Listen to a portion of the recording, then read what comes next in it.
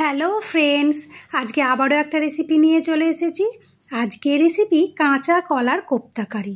তো আমি কৃষ্ণা, তোমরা দেখছো Krishna cooking and blogging channel. তো কাঁচা কলা কোপ্তা কারি বানানোর জন্য এখানে আমি দুটো কাঁচা কলা আর দুটো আলু সেদ্ধ করে নিয়েছি। এবার ভালো করে চোকা ছিলে আলু আর কাঁচা কলাটা মেখে নিলাম।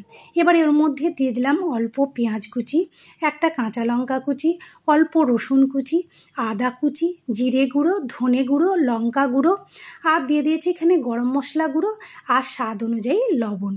এবার সমস্ত কিছু খুব ভালো করে মেখে নেব। আর হ্যাঁ, অল্প একটু চিনি দিয়ে দিয়েছিলাম। দিয়ে সমস্ত কিছু খুব ভালো করে মেখে নিয়েছি। এবার এখানে আমি কোপ্তাগুলোকে গোল গোল করে তৈরি করছি। তোমরা চাইলে এটা একটু চ্যাপটাও করতে পারো। তো দেখো, এখানে আমি গোল গোল করেছি। আর এদিকে কোপ্তাগুলো ভাজার জন্য এখানে আমি তেল গরম করতে বসিয়ে দিয়েছি। তো আমি এখানে আজকে রিফাইন তেলে রান্নাটা করব, তাই দেখো এখানে রিফাইন তেল গরম করতে বসিয়ে দিয়েছি। আর তেলটা কিন্তু খুব ভালোভাবে গরম হয়ে গেছে। এবার আমি কোপ্তাগুলো ভাজার জন্য কোপ্তাগুলো একটা একটা করে দিয়ে দিলাম। দেওয়ার পর আমি কিন্তু কড়াইটা সাঁড়াশি দিয়ে ধরে একটু ঝিকিয়ে দিয়েছি। হ্যাঁ, তোমরা কিন্তু প্রথমেই কিন্তু খুন্তি দিয়ে নাড়তে যাবে না, কারণ এই কোপ্তার এই কাঁচা কলার বলগুলো এখন খুবই নরম, খুন্তি দিয়ে কিন্তু কেটে যেতে পারে। তাই প্রথমে কড়াইটা ধরে একটু সাঁড়াশি দিয়ে ধরে ঝিকিয়ে দেবে, তাহলে খুব সুন্দরভাবে তেলের মধ্যে নিজে থেকেই কিন্তু গড়ে যাবে। তারপর খুন্তি দিয়ে হালকা হাতে চারিদিককে একটু নেড়ে চেড়ে লাল করে ভেজে নিতে হবে। তো কোপ্তাগুলোর এক সাইড দেখো লাল হয়ে গেছে, আর কালারটা এতটা সুন্দর এসেছে কি বলবো। তো পুরো সাইড কিন্তু একদম লাল করে ভাজতে হবে। সুন্দর করে ভাজা হলে কোপ্তাগুলোও কিন্তু খেতে অসাধারণ লাগবে। তো দেখো বন্ধুরা, কোপ্তাগুলো কিন্তু লাল হয়ে এসেছে, আর একটু ভাজলেই কিন্তু হয়ে যাবে। তো কোপ্তাগুলো লাল হয়ে গেছে, এবার আমি তুলে রেখে দেব একটা প্লেটে। এবার ওই তেলে বাদবাকি যে কোপ্তাগুলো আছে সেই কোপ্তার বলগুলো দিয়ে দেব ভাজার জন্য। তো তোমরা জানি না এইভাবে কোনোদিন কাঁচা কলার কোপ্তা কারি বানিয়ে খেয়েছো কিনা। কাঁচা কলার কোপ্তা কারি তো অনেকেই খেয়েছো, কিন্তু এইভাবে বানিয়ে খেয়েছো কিনা বলতে পারবো না। তো একবার বানিয়ে খেয়ে দেখবে খুবই ভালো লাগবে। আর একবার যদি এইভাবে বানিয়ে খাও, বারবার কিন্তু এইভাবে বানিয়ে খেতে ইচ্ছে করবে। তো বাদ বাকি কোপ্তাগুলো কিন্তু লাল করে ভেজে নিয়েছি, এবার তুলে রেখে দিলাম। আর তেলের পরিমাণটা বেশি ছিল তাই একটু কমিয়ে দিয়েছি। এবার এখানে আমি দিয়ে দিলাম গোটা জিরে, গোটা গরম মশলার একটা তেজপাতা ফোড়নটা একটু নেড়ে চেড়ে তেলে একটু সাঁতলে নিয়ে দিয়ে দিলাম এখানে একটা বড় সাইজের পেঁয়াজ কুচি। পেঁয়াজগুলোকে একদম ছোট ছোট করে কেটে নিয়েছি। তো দেখো, পেঁয়াজটাকে লাল করে ভেজে নিলাম। তারপর এখানে দিয়ে দিলাম 2 চামচ আদা রসুন কাঁচা লঙ্কার পেস্টটা দিয়ে আবারও মশলাটাকে একটু কষিয়ে নিয়েছি যতক্ষণ না পর্যন্ত কাঁচা গন্ধটা চলে যায়। তারপর দিয়ে দিলাম এখানে ছোট সাইজের একটা টমেটোটাকেও কিন্তু একদম ছোট ছোট করে কুচি করে কেটে নিয়েছি।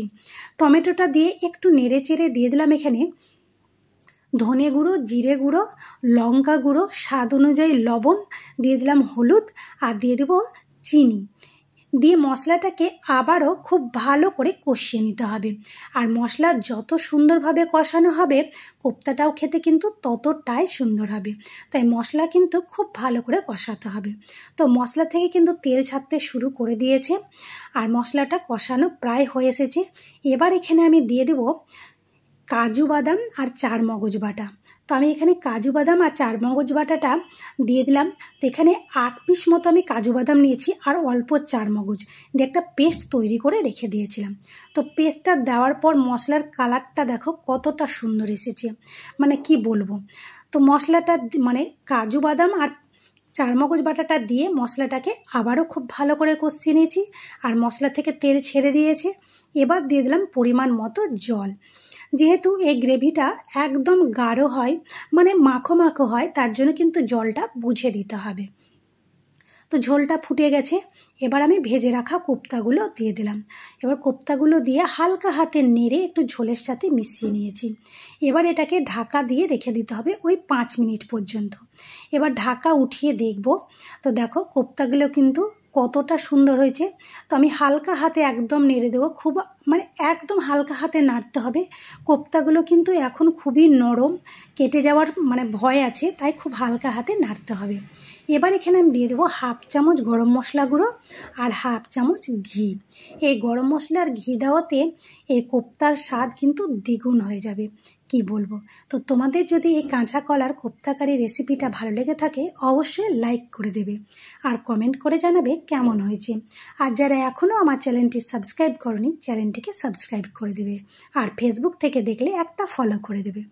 তো ঘি আর গরম মশলা দেওয়ার পর আমি ঢাকা দিয়ে 2 মিনিট রেখেছিলাম। এবার ঢাকা উঠিয়ে দেখো কোপ্তা কারি কিন্তু একদম রেডি, মানে খাওয়ার জন্য তৈরি হয়ে গেছে। এবার এটাকে আমি নামিয়ে নেব। আর এটা দেখতে পাচ্ছ যে এখন একটু গ্রেভি আছে, এটা ঠান্ডা হওয়ার পর কিন্তু গ্রেভিটা অনেকটাই শুকিয়ে যাবে, একদম মাখো মাখো হয়ে যাবে। তো দেখো এখানে আমি একটা থালার মধ্যে নামিয়ে নিয়েছি আর কোপ্তা কারিগুলো দেখতে কতটা সুন্দর হয়েছে।